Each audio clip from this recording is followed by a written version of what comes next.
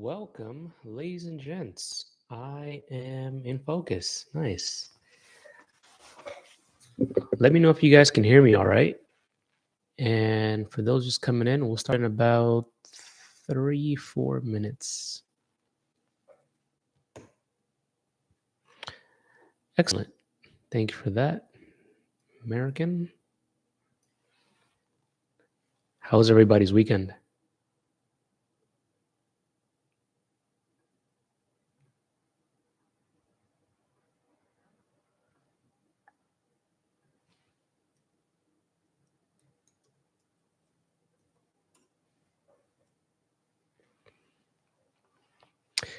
I am Desi. Also Advent, depending where you know me from. Where did you find me from?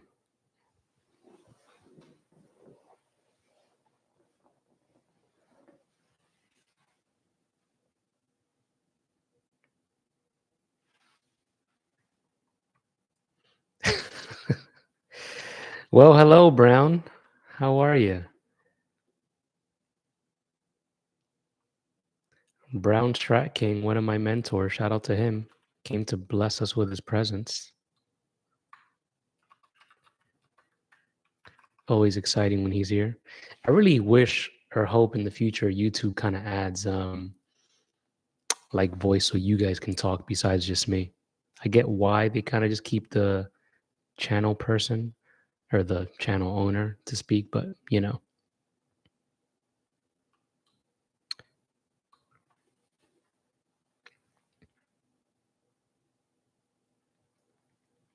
Oh, the chart and chill. Yeah. I got to go over everything that Sam posted because I've been seeing you guys talk about the change to the delivery.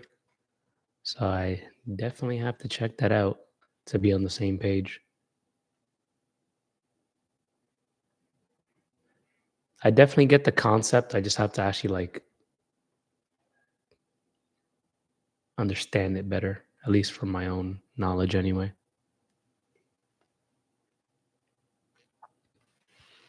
Yeah, definitely. Send me whatever videos you have. He sent me some too, but whatever you think would be opening. Oh, that makes sense. Yeah, whatever videos you have, definitely send it to me. I want to study that tomorrow. All right, we have a good amount of people here. As always, since I give you guys these free classes, all I ask in return is for you to hit the thumbs up button or the like button. So if you haven't hit the little thumbs up or heart icon or whatever it is now, hit that please. So YouTube can be like, cool, people like his stuff. Let's keep on pushing that out so other people can learn with us.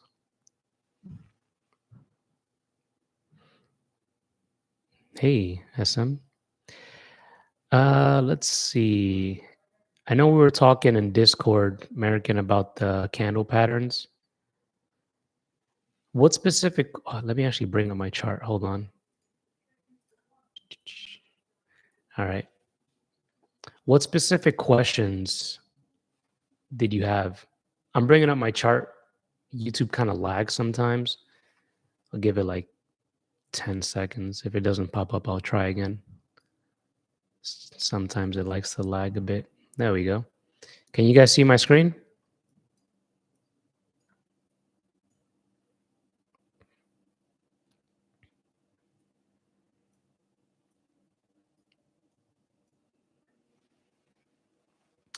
And American, what specific questions did you have regarding the candle patterns?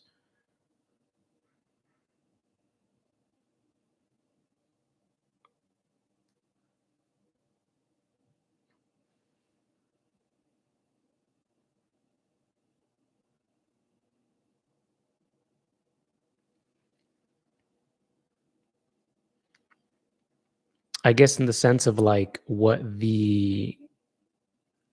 what a bullish reversal is, what a bearish reversal is, things like that, or a continuation, just so I can be a little more clear.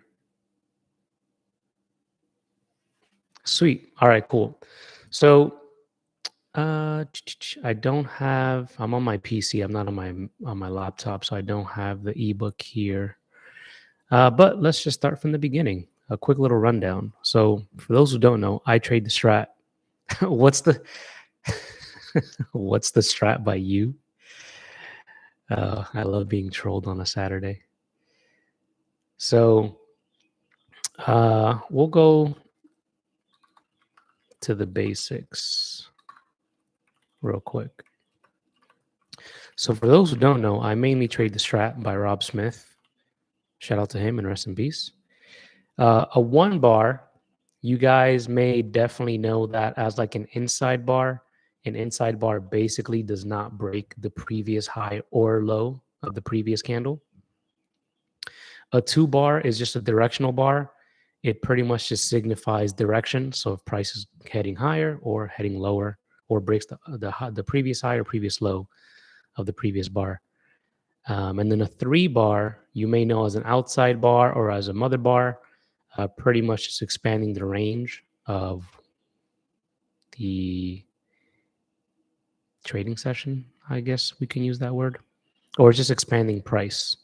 So price can, go either higher, lower, all that good stuff. So inside bar signifies consolidation. Consolidation you might know as like chop. That's another word. But pretty much price is just moving sideways. It's not really doing much. A 2 is a directional bar. Breaks the previous high or low. And then a 3 bar, mother bar, engulfing bar in some cases, outside bar, expands the range. Cool. So with the strat, at least one of the components is going to be candle patterns. If you just trade candle patterns, you're not using the strat to its full extent. You still want to add in time frame continuity as well as broadening formations, which are support and resistance for strat users. So there are many different strat setups, like 2 and 2. Let's actually write down some terms so we're on the same page. If I say 2 up, there's 2 down, there's 3 up, 3 down, 2 bull rev is just a short for bullish reversal. And then let's say 2 bear rev, pretty much in reverse, bearish reversal. So a 2 up, pretty straightforward. It's just when the current candle breaks the previous high. So it's a 2 candle that's breaking up from breaking the previous high. So we just keep it short, 2 up, as opposed to, hey, the candle broke the previous high. That's a little too long. So we kind of just shorten it, keep it simple, 2 up candle. And then if it breaks the previous low, as we have like this one here, or this one right here, broke this candle's low. So this candle here broke this candle's low. It's a 2 down. So just to get some terminology out the way. And when it comes to, let's say, an example of a 2 bullish reversal, let's say, so we have an example here where we had this failed 2 up. Well, I'll go into failed candles in a little bit, but we have this candle that went 2 up right here, broke the previous high. So we have a 2 up bullish reversal because this candle broke the previous low. So it's a bearish reversal. Since we're breaking the high, we're pretty much going back to a bullish reversal. And then this candle right here, because it broke this low, it's now a bearish reversal. Is that making sense so far? Before I continue?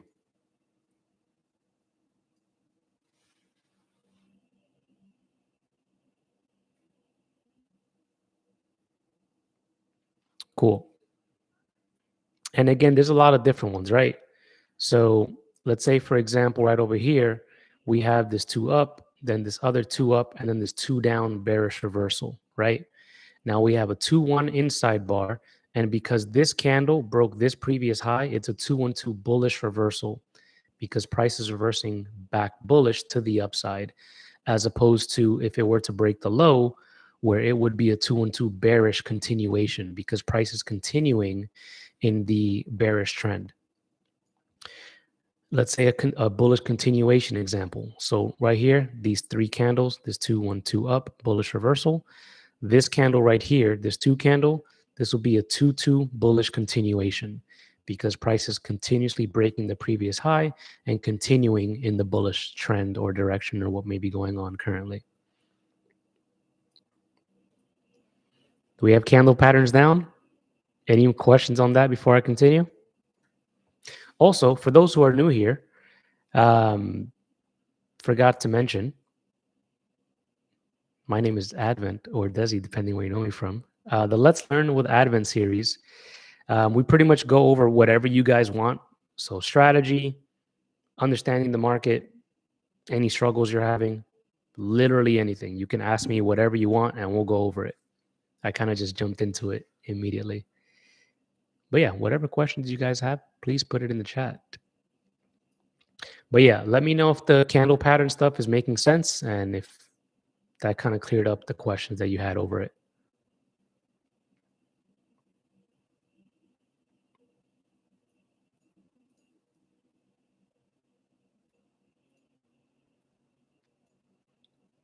So what candle patterns do I usually use?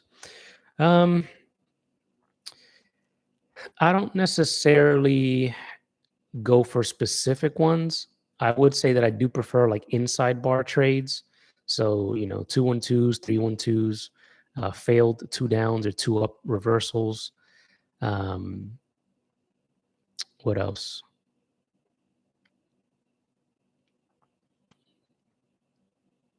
Hammer reversals. So for example, I'll show you something that I'm looking at for this week.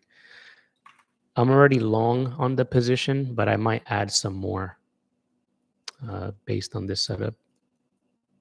Ooh, great question, Brown. My favorite time frames, it really depends. If I'm day trading, let me go back to a bear chart somewhat. So if I'm day trading, I usually use the 5-minute, 15-minute, 30-minute, and the 1 hour, and of course the 4-hour time frame. So I usually use these for setups. When I'm swing trading, I just like to keep it relatively simple. So weekly, well, daily sometimes if the setup is there, daily, weekly, and monthly. But I will say most of my trades usually come off the 15-minute and the 4-hour, depending what the setup is. Sometimes the 5-minute, sure, but these 3 would be the most that I usually use for day trading. And then there's these for swing trading.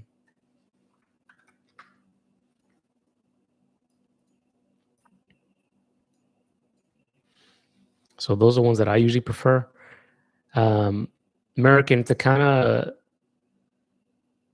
go a little further with the question that you asked about my favorite candle patterns or the candle patterns that I use. I use a strat more so in a sense of like, I guess with trade models, as you would say, right? Like I don't just say, oh, there's a 2-1 setup, let me go take it, right? It'll be more so, let's say for the sake of the conversation, let me see if I can find one for you guys here. Actually, let me go to this example over here to bring it up. This was on the weekly.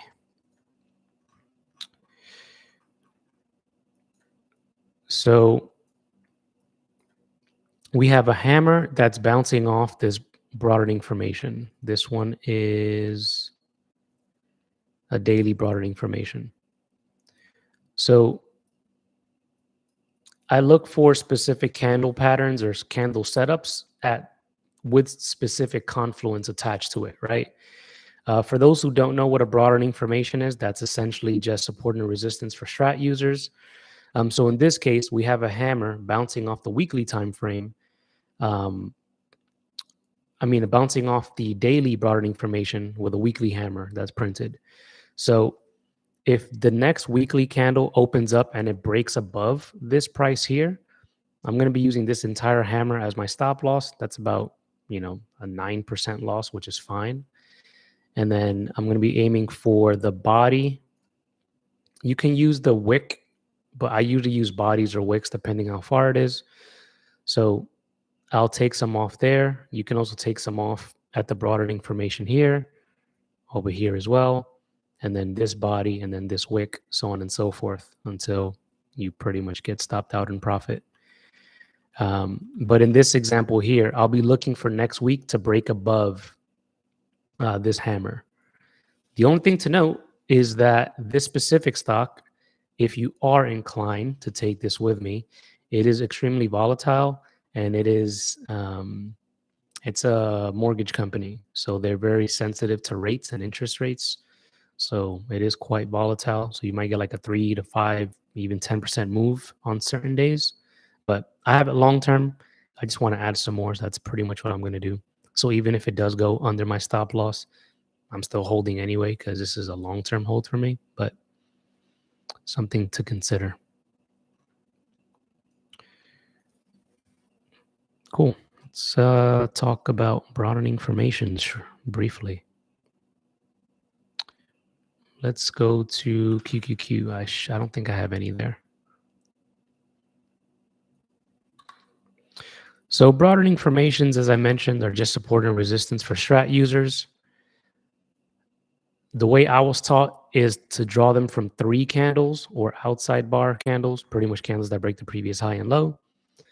So what we're going to be doing is we're going to be getting the highest high in the range of the 3 and the lowest low in the range of the 3, and you cannot cut through candles. If you kind of want like a visual, I guess like guide, you can just get like a horizontal tool, and let's say we're going to mark the high and low of this 3 candle.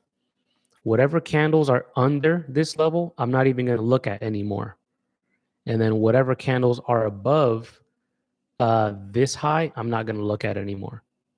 So this only leaves me to draw the top of the broadening formation. It's going to be this candle right here. So I usually use a ray tool and just have it face one direction like this. And then for the bottom, obviously, because this candle right here broke the low, we're going to use the candle right before it. One thing that you don't want to do when drawing your broadening formations, if you do something like this, that is incorrect. That's just like a trend line. While broadening formations are a trend line, the idea is that we're expanding the range. If you're drawing them like this, you're constricting the range and making price tighter in that range. So we want to expand the range when we're drawing them. And again, you can't cut through candles. So if you did something like, let's say something like this, this is not acceptable because we're cutting through these candles to draw it. It's always going to be within the range of the 3. Does that make sense, American?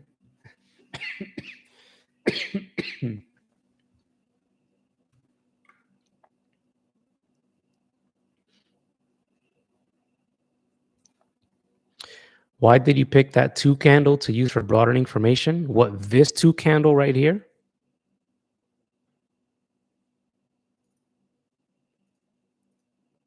That one?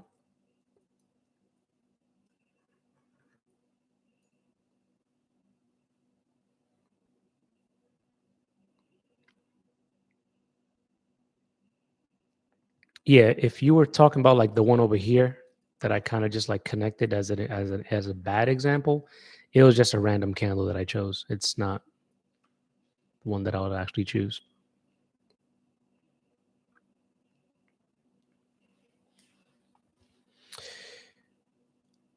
When manually trailing, for those who don't know what trailing means, that's just like as it goes in my favor more in profit, I'm trailing my stop loss. So if I'm up like 20% and then I go to 40%, I might want to keep on moving my stop loss up every 10% that it goes in my favor.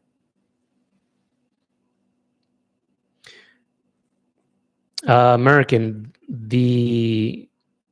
this example that I have right now, this is the correct way of drawing it. So the lowest low in the range of this 3, if I look behind it, is going to be this low. This low isn't acceptable because it's breaking the low of this 3. It's outside of the range. And then this is the highest candle in the range of this 3 candle, because this one right here broke the top through the wick.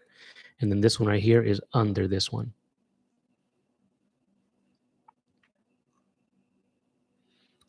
If you haven't checked it out already, I do have an entire broadening formation class in the strat section in the YouTube channel. So definitely check it out. I think it's like an hour long, maybe an hour and a half. Cool. So when manually trailing, what percentage do you follow or tick amount when chasing a profit? I don't really trail my position in the sense of like percentages or ticks. I just use it based on price action. So let's just say we're on QQQ right now. Let's just look for a random setup for the sake of the conversation. Let's use the 15-minute.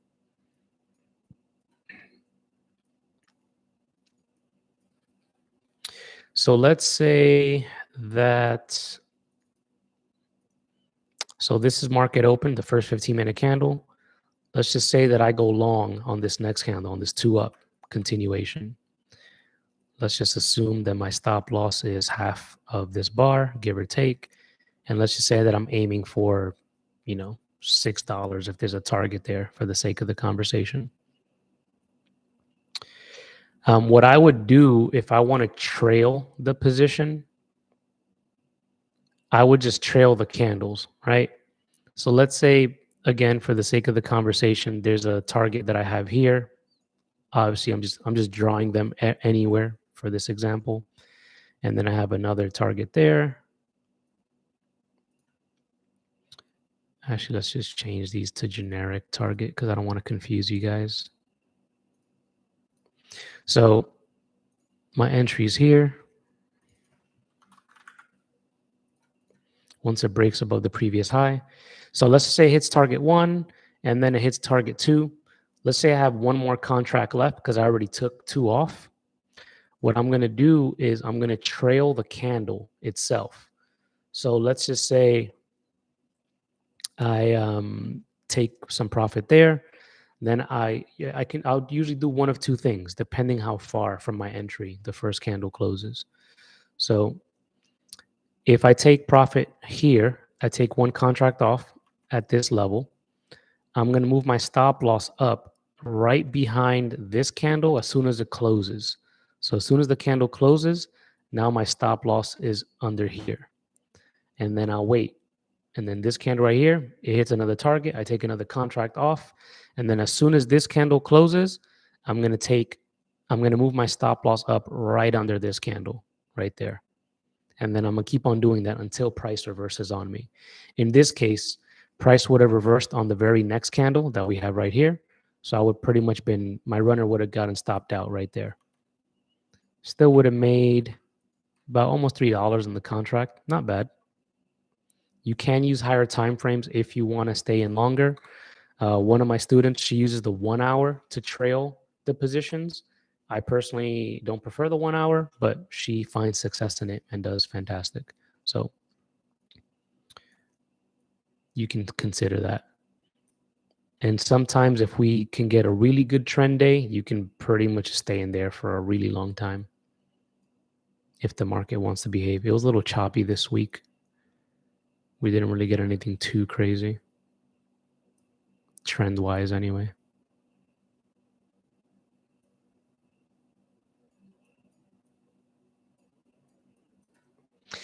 Did that answer your question on what I do for trailing?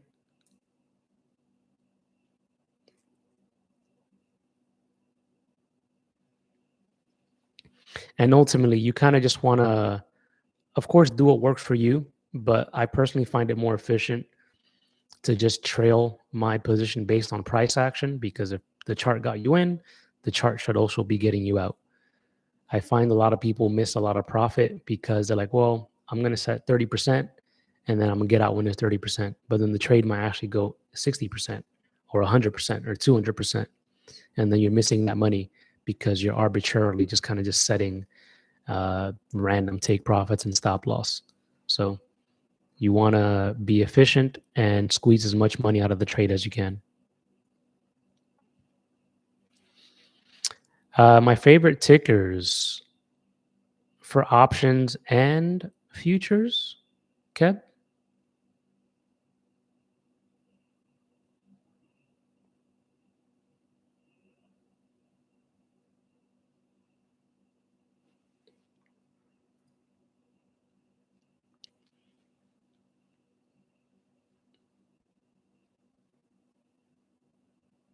Yeah, we can go over time continuity a bit. Also, for those who just came in, I'm not sure when you guys came in.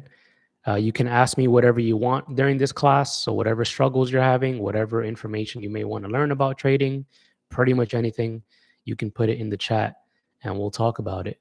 Also, I require 50% participation at the very least. We got 20 people in here. I need at least one more like, and I'll hang out until I get it.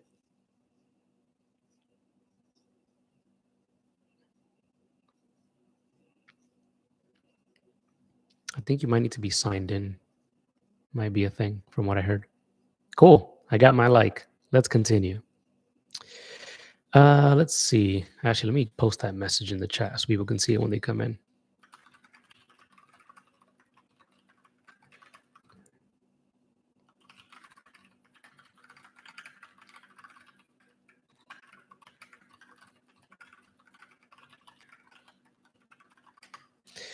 Cool. My favorite tickers. So when it comes to trading futures, I personally love YM or MYM. I have been dating ES again lately. M2K or RTY, which is Russell 2000. For those who don't know, this is S&P. Oops. S&P 500, and then this is the Dow Jones. You know what's funny, JT? I looked at M&Q the other day because somebody saw a setup that they wanted me to confirm, and I was like, price action was super clean today, but I can't do it. I divorced MQ forever. I'll leave her alone. I'm good. But yeah, I have been trading the Dow and S&P 500 futures a lot more recently. So every now and then, like I'll still keep Russell up if the setup is there, but mainly been trading YM and ES lately. When it comes to options, I usually trade Tesla every week. So usually Wednesday to Friday because the contracts are cheaper and the IV's been pretty high. So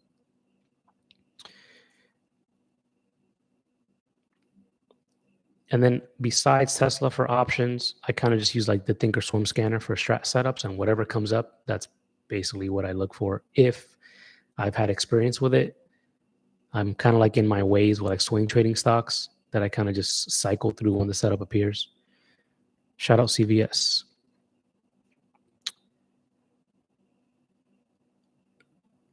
Let's see.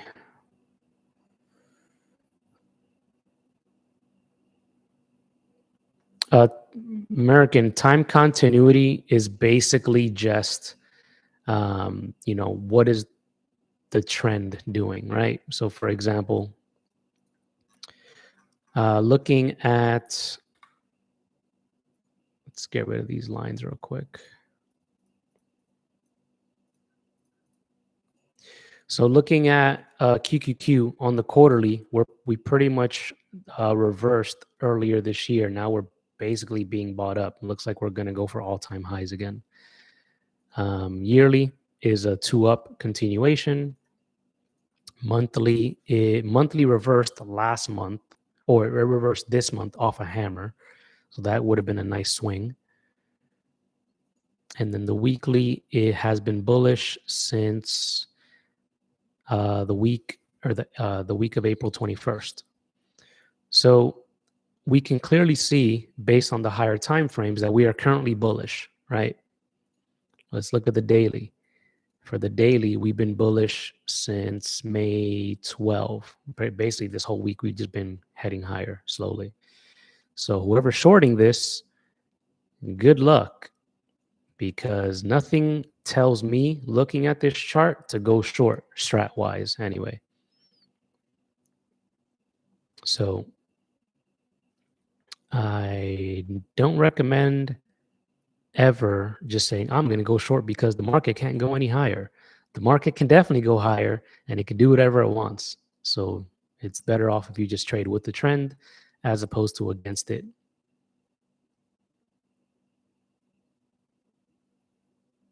And then based on whatever time frame continuity is doing, we can base specific setups off of that, right? If I'm day trading, I'm only paying attention to the daily, 4 hour, and the 1 hour. So let's say if the 1 hour, 4 hour, and daily is bullish, I'm not going to be looking to take a reversal, a bearish reversal on the 5 minute because I'm going against the trend, unless it's like an actionable signal off of broader information or something like that, or one of my other setups that are counter trend setups. But I'll keep that brief. Again, this is all in the strat section in the YouTube channel. So check that out. I go over time continuity and all that. Let's see. Let's get through some other questions. If we are in the trend position, but with high volume, I normally trail at 10%, but it will still screw me, and I have buying power limits, so it's hard to just drop out as I'd be done for the day. Several things here, Wei, is, again, you don't want to arbitrarily just trail at 10% just because. I'm not too sure what strategy you use. If it does work, keep on doing it. But the biggest challenge right now for you is that you don't have that much capital. So you just kind of have to do the best that you can for now until you grow your account slowly, where you can be able to afford more contracts within your risk tolerance, right? So if you're like at 2,000 and you use like 300 per trade or 400 per trade, which will give you, let's say if you use 400, that'll give you what, about 5 trades a day, which to me is more than enough, right? You know, just because you can take more trades doesn't mean that you should take more trades. You really just want to take the best ones and maximize on the trade as best as you can, as I mentioned earlier, by trailing it through price action as opposed to just like 10%, right? Because if you're trading like a 0 DTE on SPY, 10% could be in like 2 seconds, right? So to me, that stop loss, or at least that method, can be a little inefficient, at least the way I trade. So if I were you, I would paper trade trailing like price action based and see what the results you get from that to see if it'll make your buying power go longer than what you're doing now. But again, the biggest thing is that you'll need to just exhibit some patience so you can grow your account as you should. Don't try to rush the process, because you don't want to go from, let's say, 2,000 to 4,000 in 2 months, and then you get impatient. And then what you end up doing is you oversize, and then you lose 2 months of progress in like a day or a week. So just take your time. The market isn't going anywhere. And just compound your account because it all adds up. Let's see. Let me know if that helped or made sense, Wei. Jacob asked, which of these have you had the best luck with? M&Q has been humbling me lately. My setups are kind of universal. They work like on any ticker. I just like so to me, NQ or the NASDAQ is really volatile. So I find a happy medium for me is like YM or the Dow. It moves quick, but it's also manageable. Whereas on NQ or MNQ, depending what setup I may be getting at, when they start to get like super volatile and crazy, those wicks can definitely kill you. And I prefer something less volatile than that. I don't want my heart rate to be at 3,000 when I'm trading. So I personally find YM or the Dow and S&P 500 futures or ES to be a happy medium for me. Russell or RTY or M2K, that's pretty chill. It's, in my opinion, the least volatile of all of them. So you can consider that if you want, see if it works for you. Some people I know only trade MNQ and they do fine. Some people I know trade gold. And I've been being told to trade gold myself by Louis V in the chat. I got you. I'm going to look at it this week. Promise. I'll get a trade under the belt. It has been trending pretty well lately. But yeah, what I would say, Jacob, and anybody else that may be struggling to find a ticker that works good for them, just experiment, right? Spend a week or two like trading just YM, then trading RTY, NASDAQ, and like S&P 500 futures, right? That way you can kind of see what's kind of like more in your lane. Because I started off trading ES for futures, and then I started trading NQ, and I did well on NQ, but once I discovered YM, it was like perfect for me and the way I like to trade and like, being relaxed. So definitely experiment and see what works best for you. I have a student right now who's experimenting with MNQ because he wants to test it out, and it might work better for him. Again, always paper trade. You don't want to use real money because to me that's just silly as you learn. And if you're new to MNQ, that thing will kill you. I'll tell you.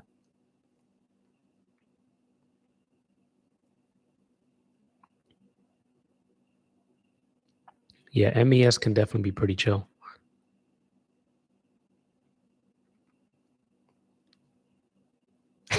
You're buying BBLs and Birkin next week? That's hilarious.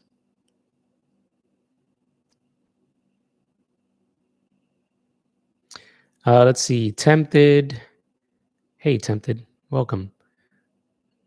This is dependent trading based off Top Hat's EMA and SMA, and the strat platform was Webull/TradingView. If you like to skim it, many mistakes, but only losses. Oh, yeah, we spoke the other day. I don't trade EMAs and SMA, so I can't speak basically nothing about that. I get the concept. I used to use it like 3-4 years ago. I don't know exactly how Top Hat trades, so I can't really speak on that. I can speak on the strat in and of itself, but I can't really speak on like using EMAs and stuff. You mentioned there were 2 trades that you took. What specific ticker and which specific day did you take that on the 30-minute?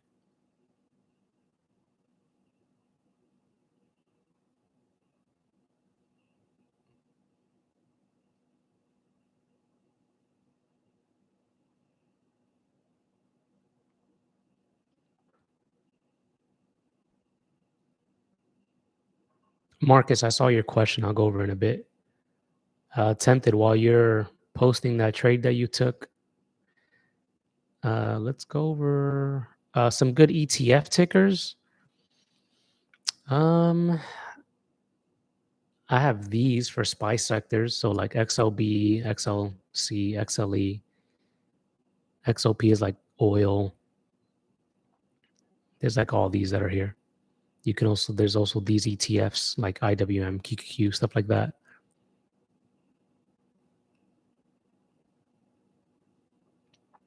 There's also some other ETFs like, I forgot the airplane one. It has like all the airplane stocks in it. Some other ones that I can't think of right now. I haven't really looked at them in who knows how long. The video was posted. Where was the video posted? Like who posted it? Did you post it? Is that the one that you sent me or what? Did my battery die? I think my battery died. Well, I guess we will not see my beautiful face for the next 20 minutes. Let's keep the party going though.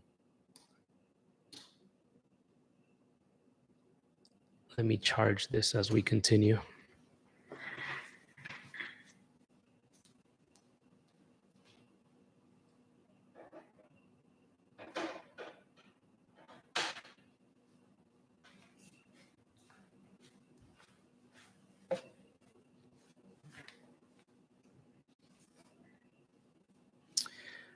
All right.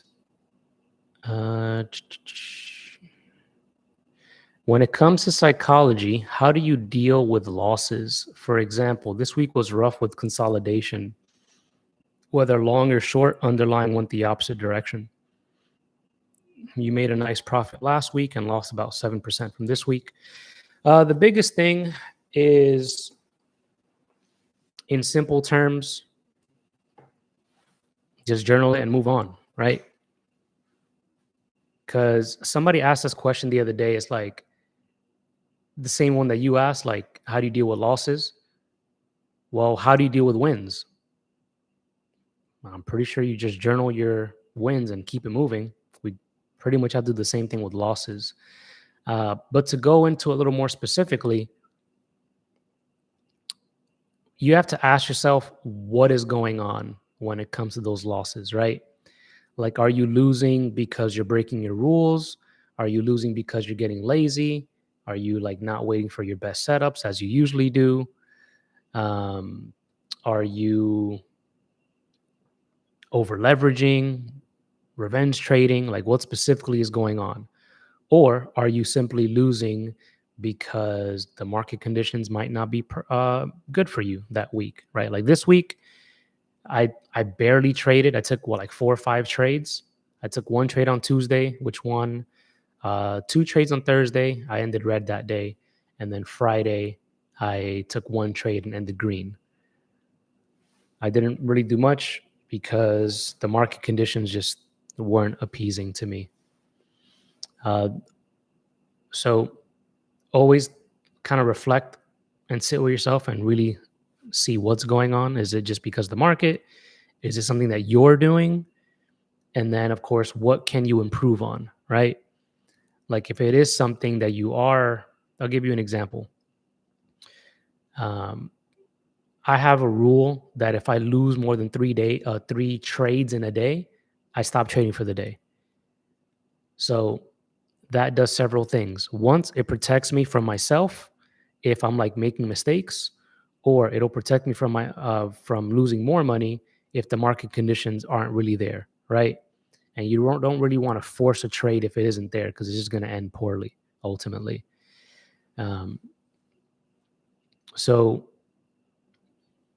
overall, just understand that you are going to lose. That is perfectly normal. You cannot escape that. Losses are part of the journey, and they are going to happen. You are also going to experience moments of drawdown. That it is what it is. All traders go through this. I go through this. In February, the last 2 weeks, I ended red both weeks. It was like a rough when the volatility spiked up. I was not prepared for that. So I pretty much ended red the last half of February. So, and then April was like, okay, it wasn't amazing. It wasn't too bad. Ended overall green, but it wasn't amazing as the other months that I usually have. So just understand that it's not going to be sunshine and rainbows every single week. Sometimes you'll have a bad week. That's fine. That's to be expected. Just don't get too caught up in it, because then you start getting in your head a lot and getting discouraged and frustrated and things like that. And if you do, you're human. Just understand that. But again, to keep it super simple, do the same thing you do when you win. Journal your trades, look at what you could have done better or learned, and then keep it moving. Tomorrow's another day.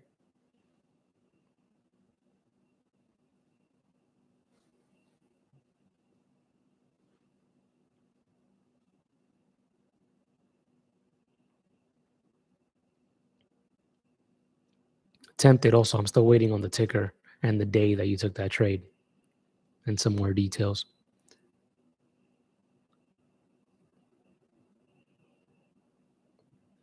Yeah, I think there was a trader circle. Let me actually bring this up so we can look at it. Let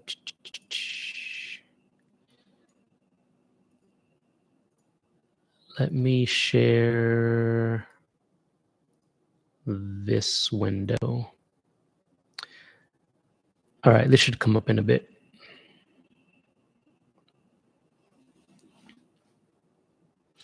Target and M have earnings next week. What do you think about the direction for each one of those? Great question. Is that Lana or Lene?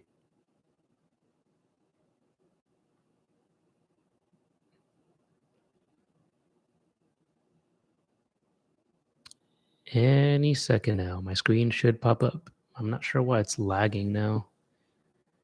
I might need to share the whole screen.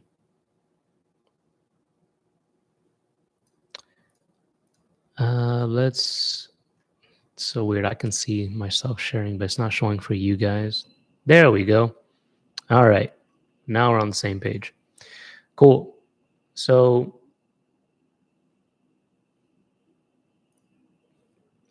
if you go to the playlist section and you go, do I have it in here? It might be private.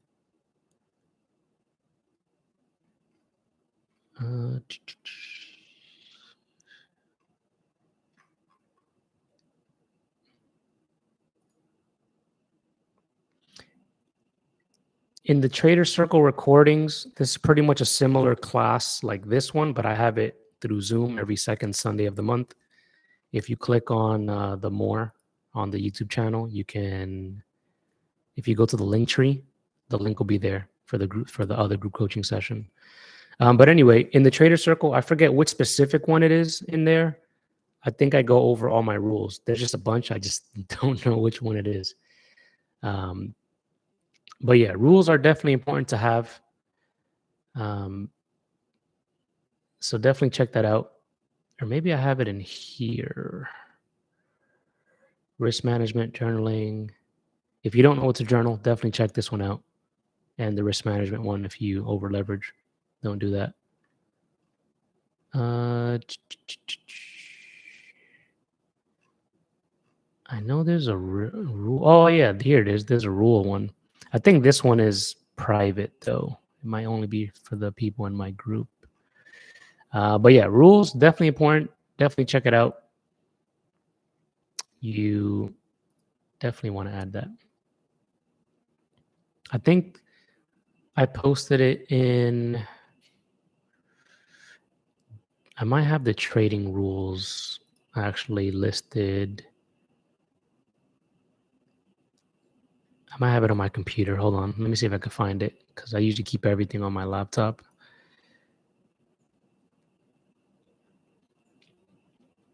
Lene, the biggest thing, I don't trade earnings, so I can't really give you a proper answer. The biggest, because to me, earnings is like a 33% chance of winning.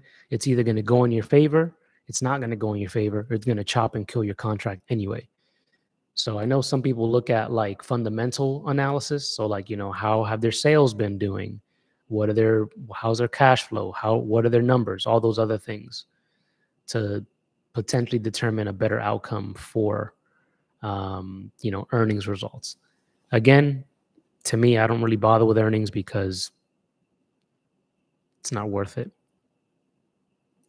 It's just a gamble, in my opinion, or a lottery ticket. Put a tiny bit in, see what you can get out, if you're inclined to. I personally don't at all. Let's see.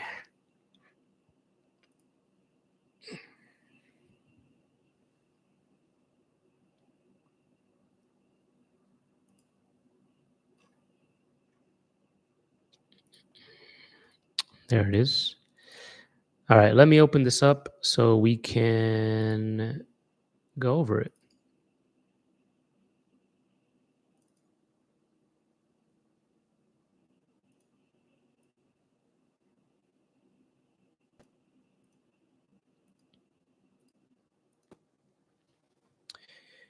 The screen should change in a bit to my trading system. There we go. That was much quicker. Can you guys see the rule section that I have here? I zoomed in a little bit.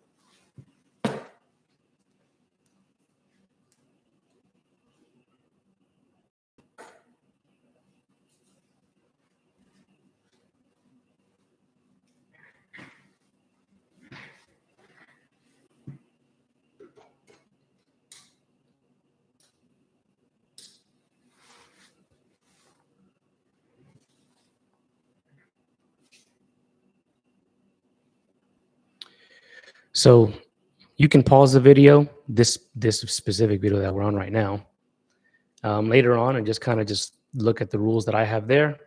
You can use it as a reference for yours and make it, because rules are definitely going to be important.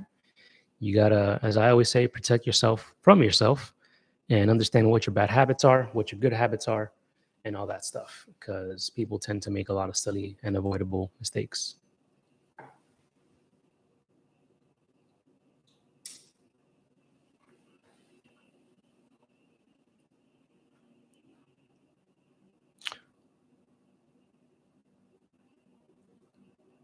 Cool.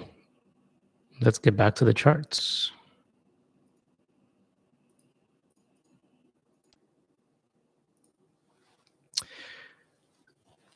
Let's see. Do you use a prop firm for futures or your own account? I use both. I use my personal account and prop firms. I pretty much copy trade on both. That way I can actually get paid out in real time whenever I want to just withdraw money from my personal account. And then I can just leverage the prop firm to just make some more on top of that.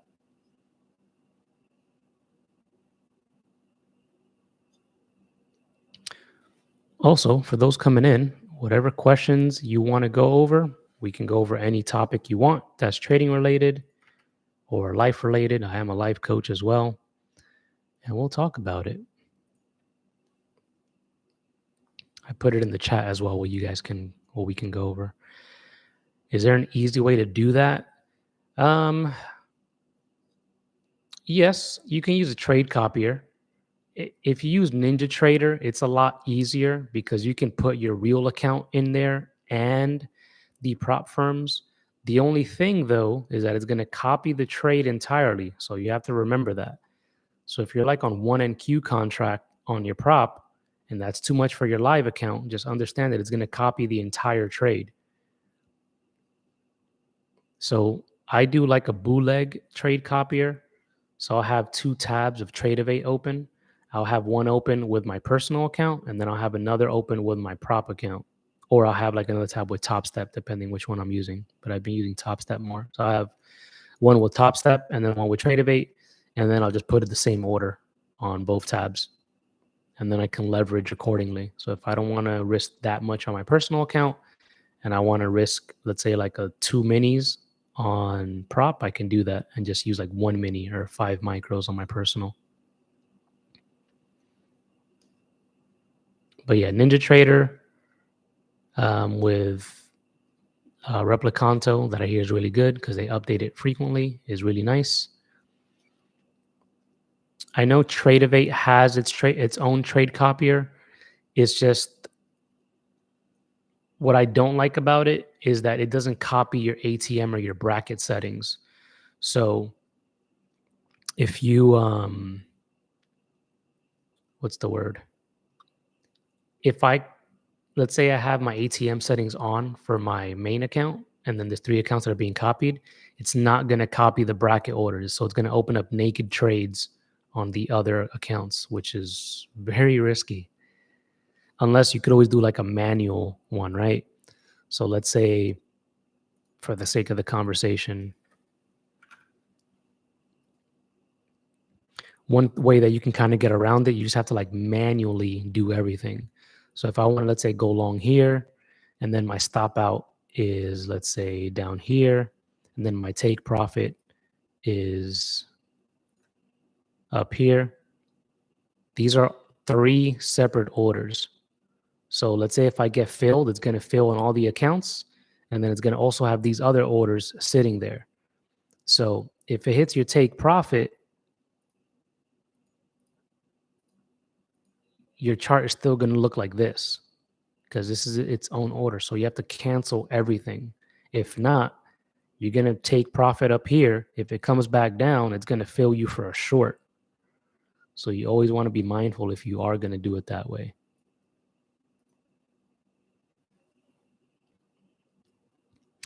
Tempted. I'm not 100% sure what video you're referring to. I'm still confused. If you want to tell me the exact time that you got into the trade, that can help. and then I can bring it up.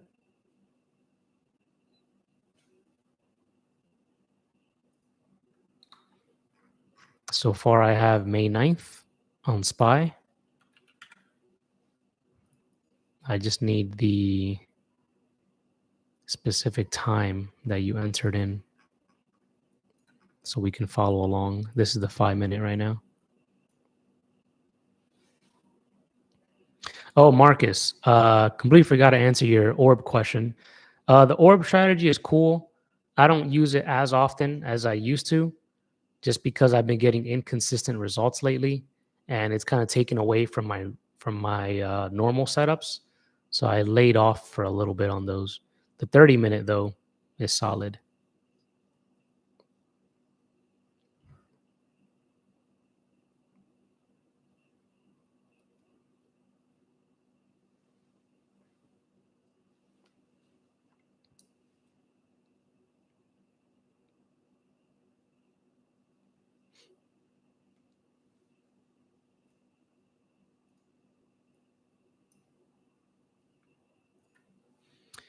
Got you.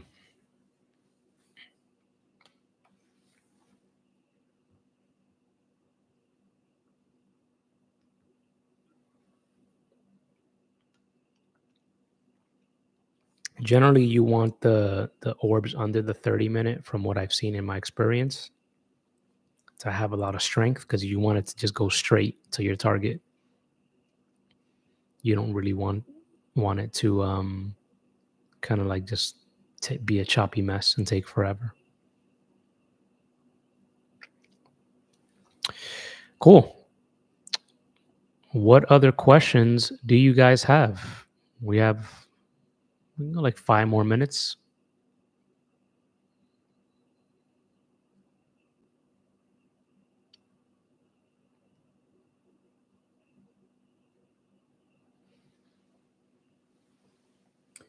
Put it in the chat.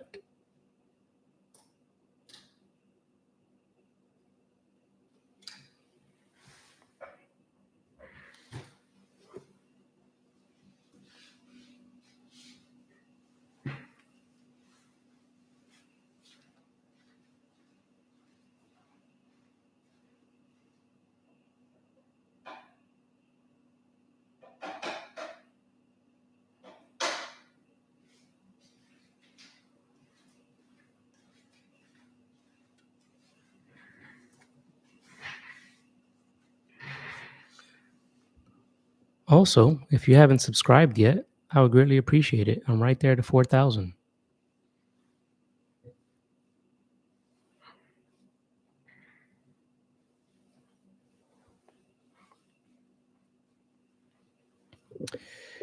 How do I appropriately size my position? Thank you, American. Appreciate that. So my position sizes, I'll go over options and futures separately. For options, I just use like percentage wise of my account. So let's say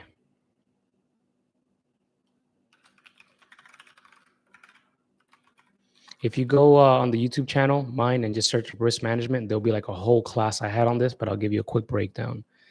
I usually use 7 to 10% of my account. If I'm swing trading, like 5 to 7%. So let's just say I have $10,000.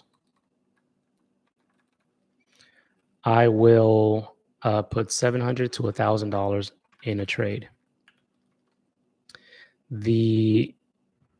I'll do calculations based on the option contract and the stock price to determine what my stop loss is going to be and see if I need to size down a little higher or lower. So generally, I really try to avoid a 30% loss.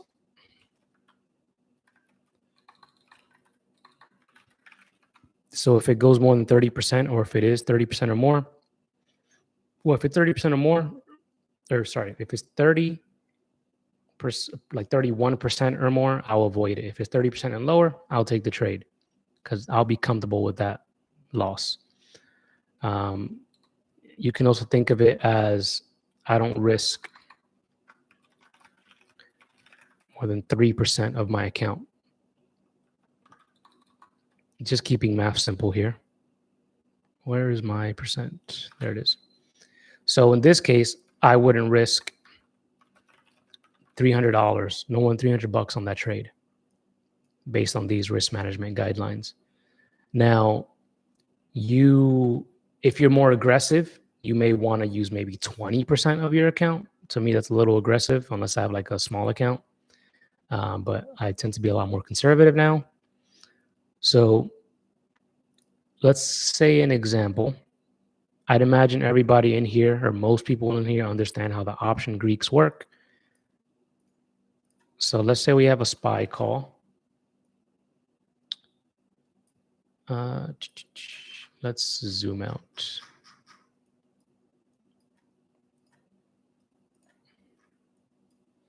Let's move that here. Let's bring that in.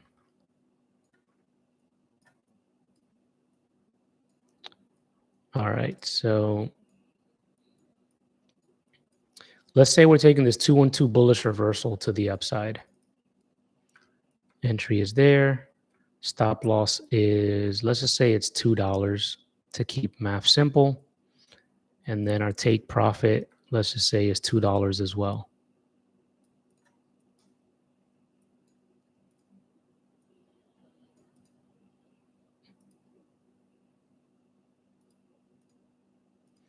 And let's just say that we have a SPY call. I don't know, let's say 585 strike. It doesn't really matter. The premium paid that we paid for the contract is $2 or $200.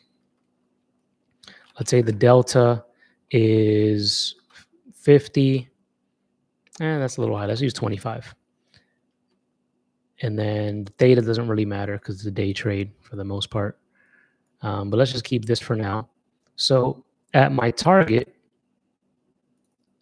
if I paid $2 and it's increased by 25 cents in my favor, I'll pretty much, once it hits target, it would be worth 2.50. So basically, that's what, 25%? Yeah, about 25%. So 2.50, 25% gain. And if it goes against me, that's what, $2 less. It'll be 1.50, 25% loss. So in this case, I will lose $50 per contract that I get for this trade. So if I don't want to lose more than $300 on my account, then I can get 6 contracts, right? So if I lose on those 6 contracts, I'm pretty much going to lose $300. So that's within my risk tolerance. Now, let's say if the delta was 50. This will instead be 3.0. This would be 1.0. That would be 50% loss / gain. So in this case, I'll lose $100 per contract. So I'll use 3 contracts to still be within that 3% max loss per trade that I'm comfortable with. Does that make sense so far? On like sizing, at least the way I do it anyway.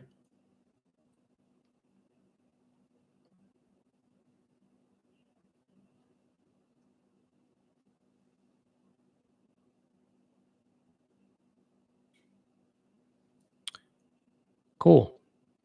So this is why I also tell you guys, you want to get your stop loss, assuming you don't use indicators. I don't use indicators. The way you see my chart is kind of how I trade. So if my stop loss is here, I'm kind of just doing the calculations on the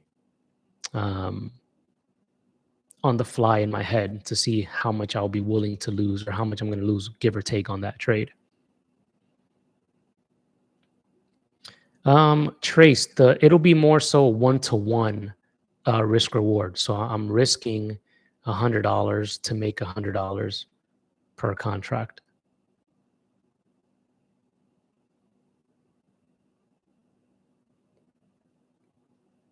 So if, let's say, the stop loss was actually $1, like somewhere here, then this will be different, right? That'll only be $50 loss, which would be a 25% loss. So this will be a 1 to 2 risk reward. So I'm risking $50 to make $100 on the trade.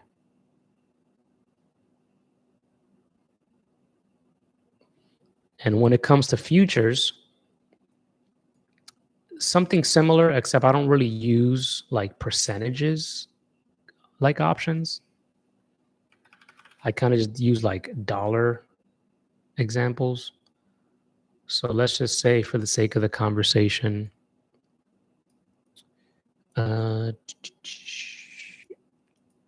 let's see if we have an okay setup.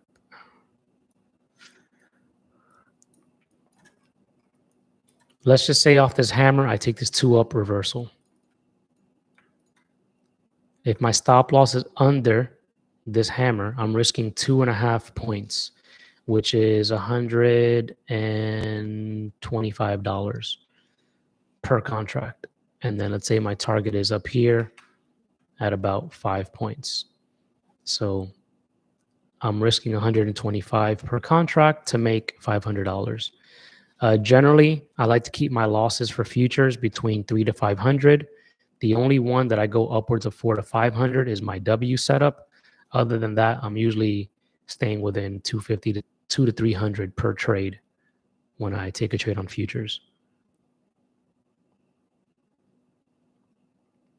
If I had like a $2,000 account, I'll probably limit that to like 1 to 150 per trade.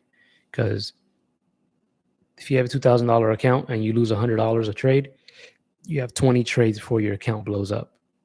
Granted, statistically speaking, if you have good setups, that shouldn't happen. But yeah, hopefully that made sense for both on how I size. The best way to spot liquidity,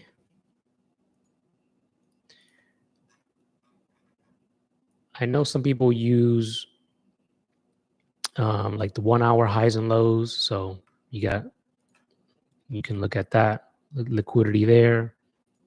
There could be some here.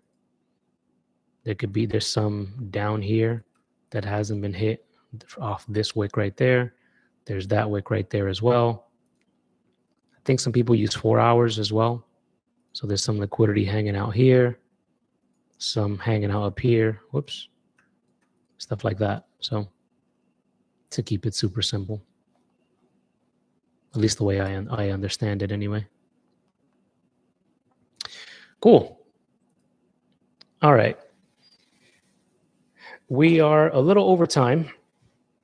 Thank you guys, as always, for coming out and asking your questions. Before we wrap up and enjoy our Saturday, what was everybody's biggest takeaway, or what was the biggest thing that you learned today? And while you guys are typing that, the same link that you use to attend this class is going to be the same link that you can use to see the recordings. I'm also going to put it in. Let me bring back the screen again. Give me 1 sec. It's loading up.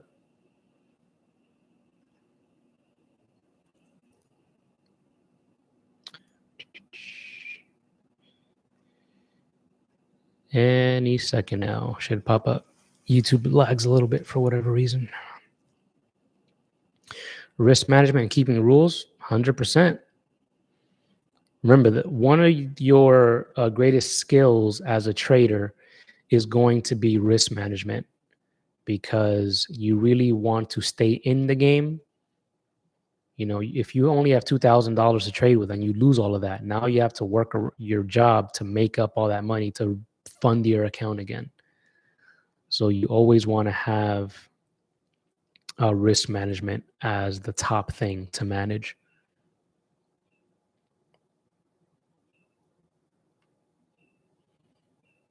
Cool. Definitely glad you got that realization. Yeah, always remember, just take your time. The money is going to stack up. So it's all about compounding, right? If you have $1,000 account and you're only using $100 per trade, you go to $2,000. Now you can use 200 per trade, and then 300, and so on and so forth, or whatever works best for you. All right, let's. If nothing happens in the next 30 seconds, I'll try to. There we go. All right, so the Let's Learn class that we had today, if you want to recheck it out, if you go to the playlist section on the YouTube channel and you go to the Let's Learn with Advent series, just click on view full playlist, and it'll have all of the sessions that we've had here.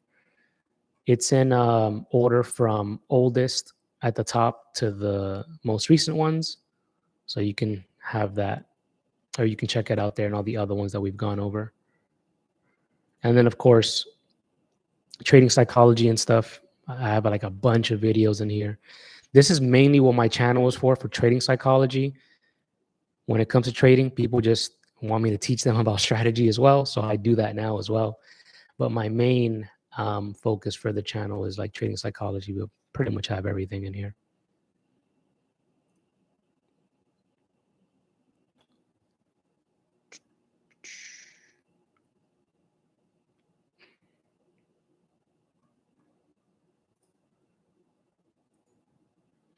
Also, if you want to sign up for the next classes that I have, you can go on the YouTube channel, click on more. It'll bring these items up.